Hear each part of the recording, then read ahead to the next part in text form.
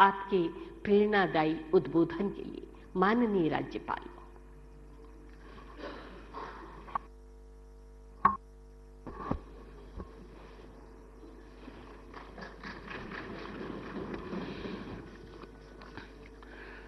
अखिल भारतीय पीठासीन अधिकारियों के इस 83वें सम्मेलन के समापन समारोह में उपस्थित लोकसभा के माननीय अध्यक्ष श्री ओम बिरला जी, राज्यसभा के उपसभापति डॉक्टर हरवंश जी, मुख्यमंत्री श्री अशोक गहलोत जी, राजस्थान विधानसभा के सम्मानित अध्यक्ष डॉक्टर सीपी जोशी जी, देश के विभिन्न विधानसभाओं के अध्यक्ष और उपाध्यक्षगण, प्रतिपक्ष के नेता श्री गुलाब चंद कटारिया जी, सभी सम्मानित विधायकगण, सभी सम्मानित पूर्व विधायकगण, सांसदगण, पूर्व सांसदगण, सभी अधिकारीगण, मीडिया के मेरे साथियों और छायाकार बंधुओं,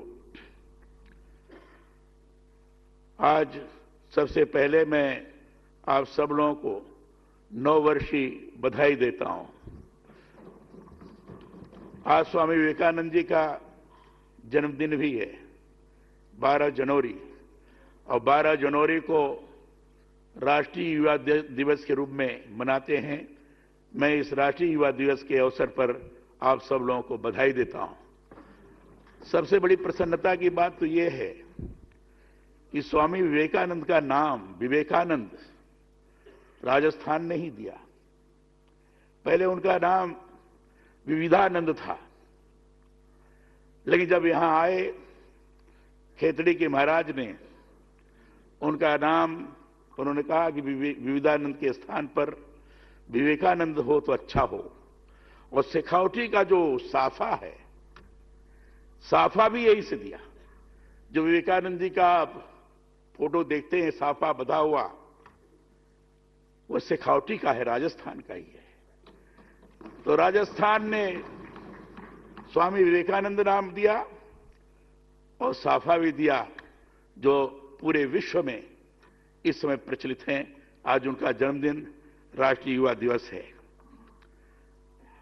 अत्यंत प्रसन्नता की बात है कि 11 वर्षों के बाद पीठासीन अधिकारियों का यह सम्मेलन यहां राजस्थान में आयोजित किया गया है। मैं इस आयोजन के लिए विधानसभा अध्यक्ष डॉक्टर सीपी जोशी जी को बधाई देता हूं कि लोकतंत्र, संसद और विधान मंडलों की सुदृढ़ता के लिए के आलोक में यहां यह आयोजन किया गया है। इस अवसर पर मैं श्री गणेश वासुदेव मावलंकर की स्मृति को नमन करता हूं। हमारे देश की पहली लोकसभा के वह प्रथम अध्यक्ष थे। वह केवल अध्यक्ष ही नहीं, बल्कि देश में संसदीय प्रक्रियाओं के विकास के भी वह जनक थे। स्वाधीन भारत में विधानसभाओं के पीठासीन अधिकारियों के सम्मेलनों के आयोजन की यह जो प्रथा प्रारंभ हुई, उसे सूत्रधार भी मावलंकर जी भी थे। उन्होंने ही इन सम्मेलनों का सूत्रपात किया। आज समापन के अवसर पर जो 2 दिन मंथन आप लोगों ने किया, मंथन से जो निकला हुआ निष्कर्ष है, उसको श्रीमान हरवंश जी ने बड़ी ही अच्छे तरीके से आपके सामने प्रस्तुत किया और आदरणीय अध्यक्ष जी ने उसको आपके सामने प्रस्तुत करते हुए अपेक्षा भी की सभी लोग इसको अपने आचरण और व्यवहार में लाएं तो ज्यादा अच्छा होगा। और मावलंकर जी ने जो सम्मेलन का सूत्रपात किया, उसके पीछे की भावना भी यही थी कि परस्पर मिलकर पीठासीन अधिकारी विचार विमर्श करते हुए क्या क्या नई चीजें आनी चाहिए, विधायिका को मजबूत करने के लिए, संसदीय परंपराओं को आगे बढ़ाने के लिए, जिन संसदीय परंपराओं के आधार पर लोकतंत्र सुदृढ़ होता है, वो कौन सी चीज होनी चाहिए, इस दृष्टि से निष्कर्ष के रूप में इन सम्मेलनों के माध्यम से निकलेगा, वो आपने निकाला यहां। उन्होंने इस तरह के सम्मेलनों को बहुत महत्व बताते हुए कभी कहा था कि ऐसे सम्मेलनों में होने वाले विमर्श में अधिकारियों को आपस में एक दूसरे के अनुभवों और दृष्टिकोण को जानने का अवसर मिलता है। मैं भी ये मानता हूं कि इसे पूरे देश में कर्तव्य समान संसदीय प्रथा और प्रक्रिया तथा संसदीय लोकतंत्र की स्वस्थ और बहुमूल्य परंपराएं स्थापित करने में मदद मिलती है। संसदीय लोकतंत्र में पीठासीन अधिकारियों की ही सर्वाधिक महत्वपूर्ण भूमिका होती है। राज्य विधानमंडल के प्रत्येक सदन का अपना एक पीठासीन अधिकारी होता है। विधानसभा में इसे अध्यक्ष तथा विधान परिषद में सभापति कहा जाता है। पीठासीन अधिकारी सदन के प्रतिनिधियों का नेतृत्व ही नहीं करता, अपितु उनकी शक्तियों और विशेषाधिकारों का एक तरह से अभिभावक भी होता है।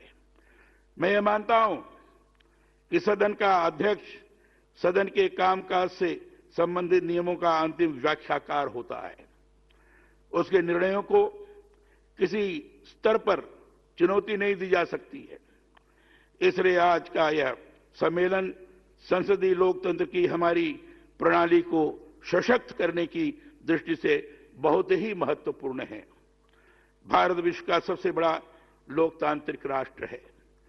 स्वतंत्रता प्राप्ति के बाद हमने संसदीय लोकतंत्र प्रणाली को इसीलिए अपनाया कि राजनीतिक सत्ता में सीधे तौर पर आम जन की भागीदारी सुनिश्चित हो सके। संसद और विधानसभाएं लोकतंत्र के मंदिर कहे जाते हैं।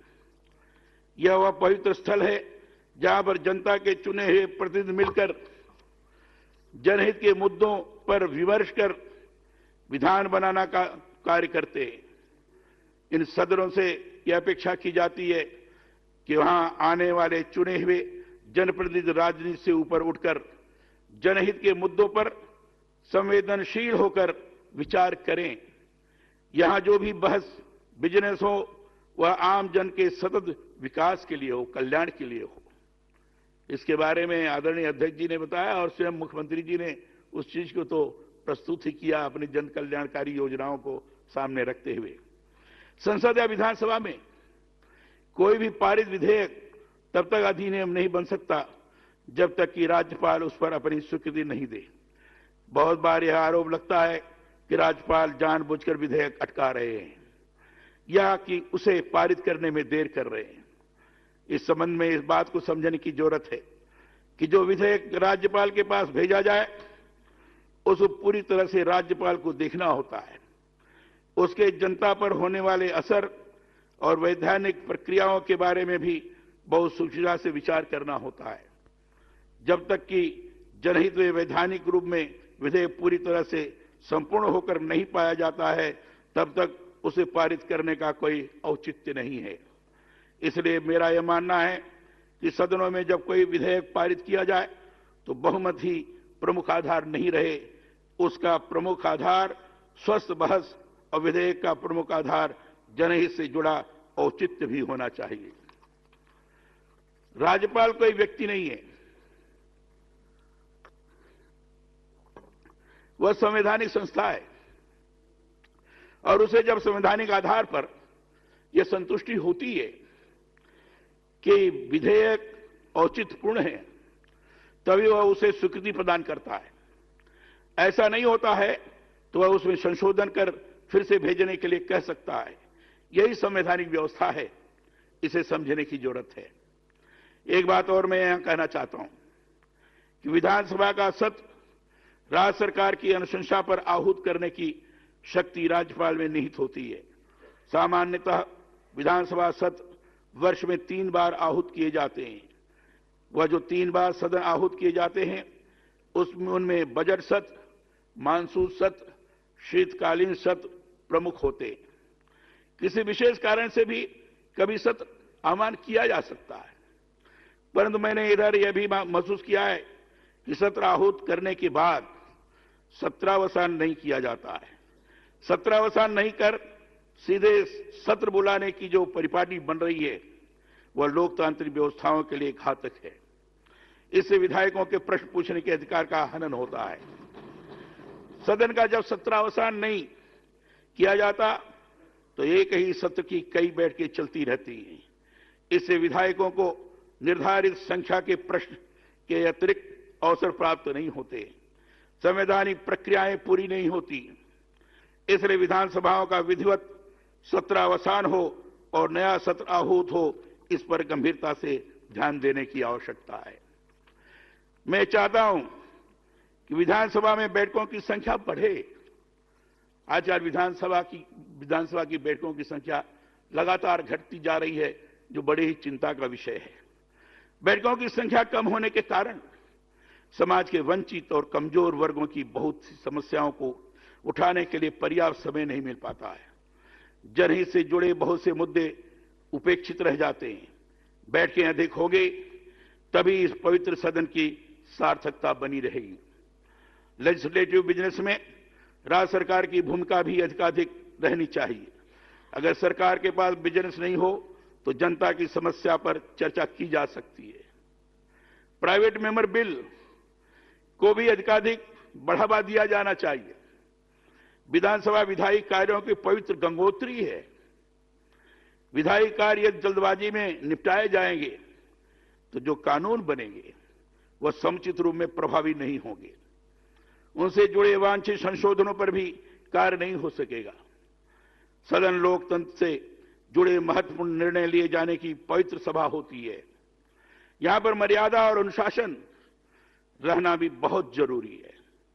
कई बार मैंने अनुभव किया है कि सदन में किसी विधेयक पर इतना अधिक हंगामा और शोर शराबा होता है कि लगता है कि क्या हो रहा है, किस पर चर्चा हो रही है, पता नहीं लगता और विधेयक पास हो जाता है। बीच में आनंद फानंद में विधेयक को पारित कर दिया जाता है। यह बड़ा चिंतनीय है। इसके बारे में चर्चा लोगों ने किया है, आप लोगों ने विचार किया है, इस पर मंथन भी किया है। यह बड़ा गंभीर विषय है। इस पर पूरी चर्चा होनी चाहिए, ढंग से बहस भी होनी चाहिए। मैं ये मानता हूं कि संसद और विधानसभा के सदनों में जनता से जुड़े मुद्दों पर प्रभावी चर्चा जरूरी है। इसी से गरीबों, एससी, दबे कुचलों, किसानों, अत्याचार की शिकार महिलाओं के हालात पर ढंग से बात हो सकती है। बहुत सारी जो समस्याएं इधर उभर रही हैं, उनके समाधान का मार्ग प्रशस्त हो सकता है। आप सभी सम्मानित पीठासीन अधिकारी हैं। यह बात मैंने अनुभव किया है कि छोटे राज्यों में सदन के सत्र की अवधि बहुत कम होती है। मैं चाहता हूं सदन की समान प्रथाएं, प्रक्रियाओं के आलोक में वहां भी सत्र की अवधि बढ़े। इसी से लोकतंत्र सभी स्तरों पर मजबूत हो सकेगा। सदन में जनता विधायकों को बहुत बड़ी अपेक्षाओं, उम्मीद के साथ चुनकर भेजती है। उनसे अपेक्षा रहती है कि विधानसभा में जनहित के ज्वलंत मुद्दों को वह उठाए और केवल उठाए ही नहीं बल्कि समाधान के लिए किसी भी प्रकार का कार्य करे। सदन में सूचीबद्ध विधेयकों पर स्वस्थ बहस, वाद विवाद में गुणवत्ता के साथ सतत संवाद ही लोकतंत्र को मजबूत करते हैं। मैं ये मानता हूं कि सदन में उच्च स्तरीय सार्वजनिक बहस आदर्श लोकमत का निर्माण करती है। इसलिए वहां हर एक स्तर पर जनतंत्र का सम्मान होना चाहिए। एक महत्वपूर्ण बात मैंने इधर अनुभव किया है कि विधायक प्रायः सदन में महत्वपूर्ण विषयों पर होने वाली बहसों के दौरान अनुपस्थित रहते हैं। वे तभी सदन में होते हैं जब आवश्यक होता है या फिर अपने दल से जुड़े किसी खास मुद्दे पर एकत्र होकर बात रखनी होती है। यह प्रवृत्ति ठीक नहीं है। यह मेरा सौभाग्य है कि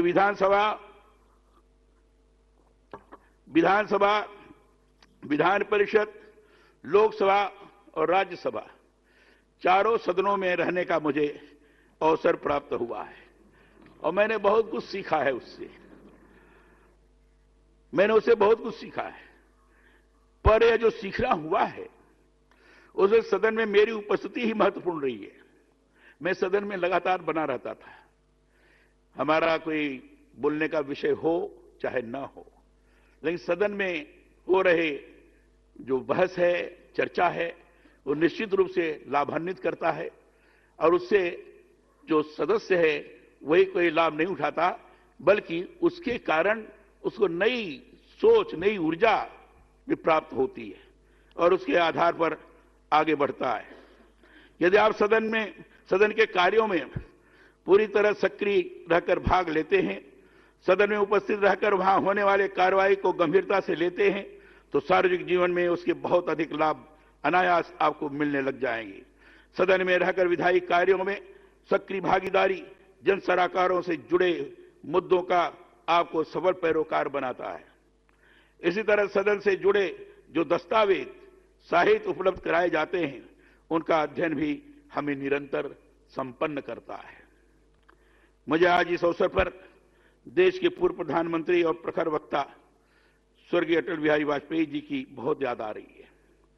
उनके साथ कार्य करने का मेरा भी अनुभव रहा है। संसदीय परंपराओं में उनका गहरा विश्वास था।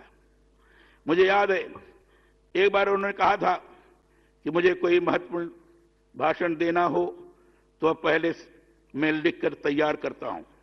भाषण कोई ऐसे ही नहीं आता है, कोई नहीं दे सकता।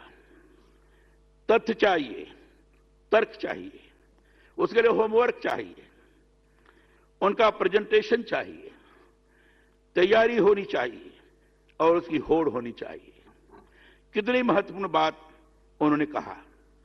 मैं भी यही मानता हूं, यदि आपको सदन में कुछ भी बोलना है तो उसकी पूरी तैयारी होनी चाहिए।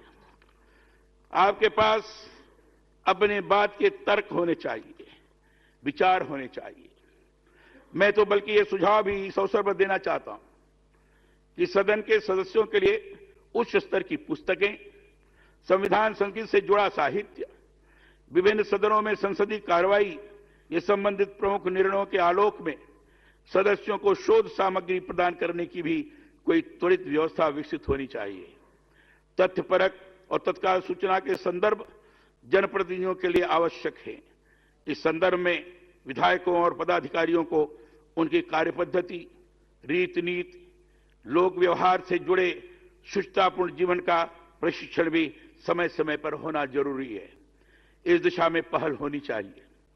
विचार और अभिव्यक्ति की स्वतंत्रता ही लोकतंत्र का मूल है, परंतु अभिव्यक्ति ऐसी हो जिसको सभी लोग सार्थक समझें और मानें। इसी से संसदीय लोकतंत्र की हमारी जो परंपरा है, उसमें हम अपनी महती भूमिका निभा पाएंगे, लोकतंत्र को और अधिक सुदृढ़ कर पाएंगे।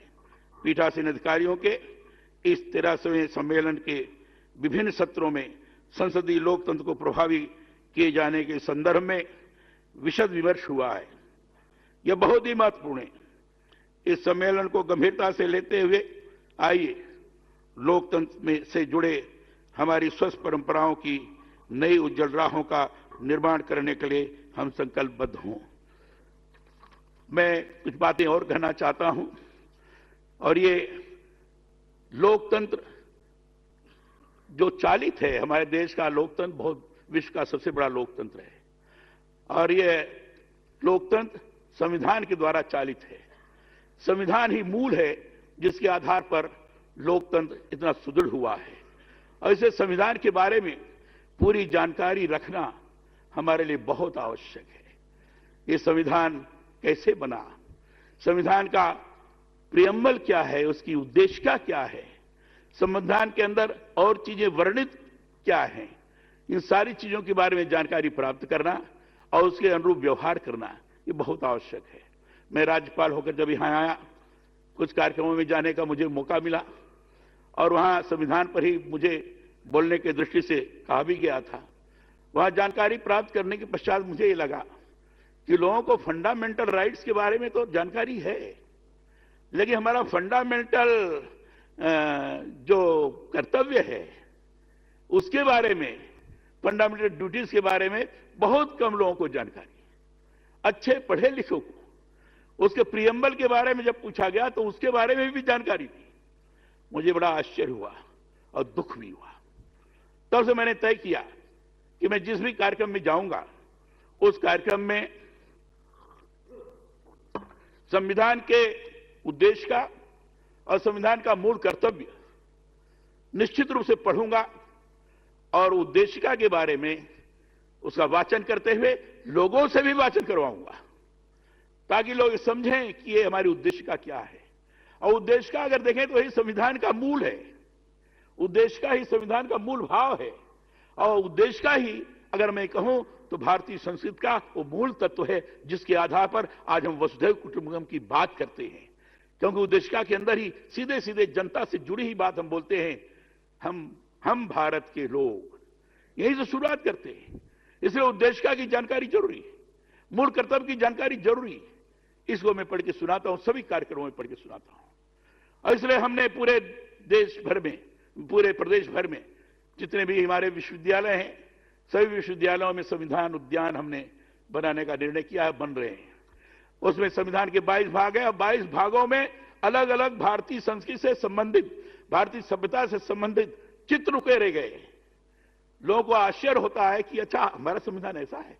मूल संविधान देखने के बाद लगता है कि नटराज का भी चित्र है। मूल संविधान देखने के बाद लगता है कि भगवान राम और लक्ष्मण और सीता अयोध्या गमन जा रहे हैं। मूल संविधान देखने के बाद लगता है कि इस भगवान श्री कृष्ण अर्जुन को उपदेश दे रहे हैं। ये जो डायरेक्टिव प्रिंसिपल है इसके अंतर्गत है। ये महात्मा बुद्ध का है, महावीर स्वामी का है, सभी लोगों का है, गुरुकुल का है। ये सारे चित्र उकेरे गए। ये देखकर लोगों को लगता है कि ये भारत का संविधान भारतीय संस्कृति से ओतप्रोत है। इसके बारे में जानकारी प्राप्त करने के लिए ही हमने विश्वविद्यालयों में संविधान उद्यान निर्माण करने की भूमिका बनाई है और हो रहे हैं, ताकि वहां के विद्यार्थी देख सके। हमने राजभवन में भी संविधान उद्यान निर्माण करवाया है और उसका लोकार्पण भारत की राष्ट्रपति माननीय द्रौपदी मुर्मू ने किया, 3 जनवरी को किया। आप सब लोग यहां आए हैं, आप सबों को आमंत्रित मैं करना चाहूंगा कि जरूर आकर के देखें। देखने वाला लगेगा कि कैसा संविधान सभा इतिहास कैसा रहा, कैसे संविधान बना, इसके बारे में चर्चा है। किन किन लोगों ने बनाया, कितनी कमेटीज थी संविधान को बनाने में, और कितने भाग हैं, उसमें किस तरह के शिल्प चित्र बनाए गए हैं। ये सारा स्वरूप आपको दिखाई पड़ेगा। संविधान के प्रति जागरूकता पैदा हो, जिस संविधान के द्वारा इतना बड़ा लोकतंत्र चालित है, इसके बारे में पूरी जानकारी हो, यह अपेक्षा करते हुए आज आपके बीच में इस समापन अवसर के अवसर पर मैं आप सभी लोगों को बहुत बहुत बधाई देता हूं और अपनी बात को समाप्त करते हुए सबको प्रणाम करता हूं। धन्यवाद। धन्यवाद।